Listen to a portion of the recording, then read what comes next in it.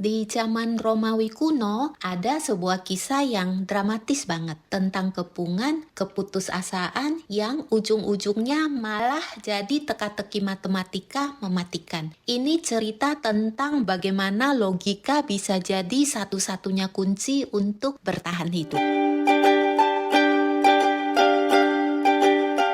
Coba deh bayangin kita ada di posisi ini, terjebak bersama 40 orang. Gak ada jalan keluar, pilihan apa yang bakal kita ambil? Waktu hidup dan mati jadi taruhannya.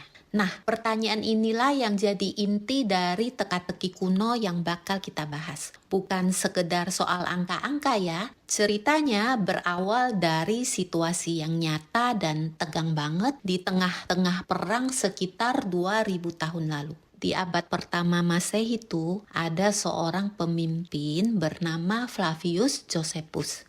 Nah, dia dan prajuritnya terpojok setelah pertempuran sengit di kota Jotapata. Mereka lalu bersembunyi di gua, tapi di luar tentara Romawi sudah mengepung, sehingga mereka nggak bisa kemana-mana. Posisi mereka benar-benar sulit. Kalau menyerah artinya ya siap-siap ditangkap, dijadikan budak dan dipermalukan habis-habisan. Tapi bunuh diri juga nggak boleh karena itu jelas-jelas bertentangan dengan keyakinan mereka. Terus gimana dong? Buntu kan?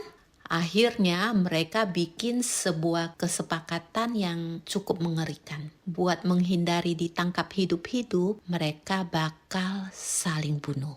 Tapi ada aturannya, ada metodenya. Sampai nanti yang tersisa cuman satu orang.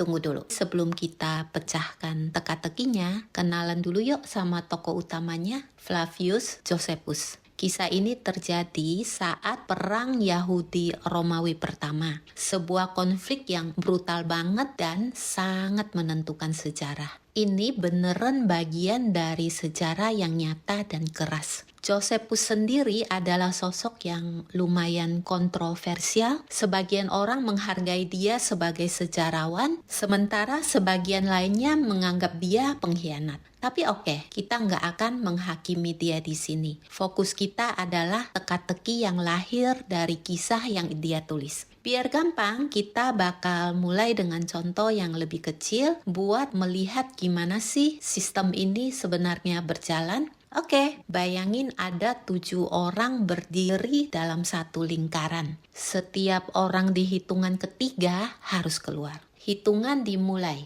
1, 2, 3. Orang di posisi nomor 3 keluar.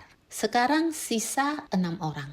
Hitungan lanjut lagi dari orang berikutnya. Berarti dari orang nomor 4. Oke, 1, 2, 3. Nah, orang nomor 6 yang kena dan keluar lingkaran. Proses ini diulang terus satu persatu dari mereka bergiliran tersingkir. Orang nomor 2, 7, 5, dan akhirnya orang nomor 1. Dan coba lihat siapa yang tersisa. Ya, di skenario ini, orang yang dari awal berdiri di posisi nomor 4, dialah satu-satunya yang selamat. Nah, ini nih yang bikin kita mikir ya, apa Josephus itu cuman beruntung atau jangan-jangan dia tahu sesuatu yang nggak diketahui sama yang lain?